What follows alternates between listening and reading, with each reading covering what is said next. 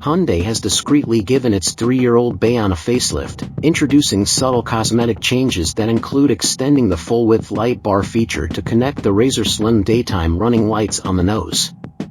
The Bayon, already a contender against the Ford Puma, retains Hyundai's latest design language, and the facelift brings minimal alterations that might go unnoticed at first glance.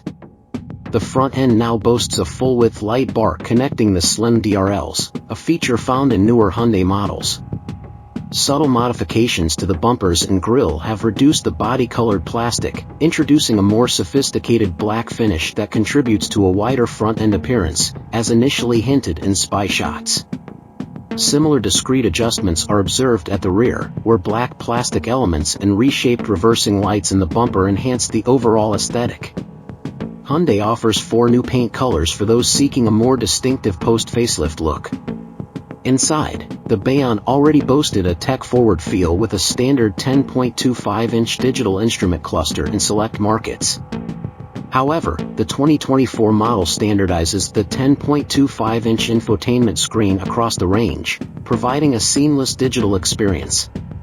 Digital gauges are now standard in all markets, and the navigation system supports over-the-air updates.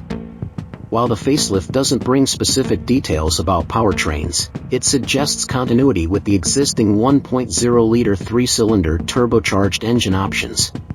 The base variant produces 98 brake horsepower and 127 pounds-feet of torque, while the higher-tier option increases power to 118 brake horsepower while maintaining the same torque.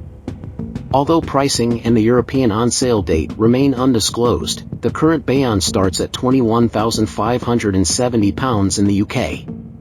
The facelift, in line with the overall design changes, is expected to offer an almost imperceptible premium over its predecessor.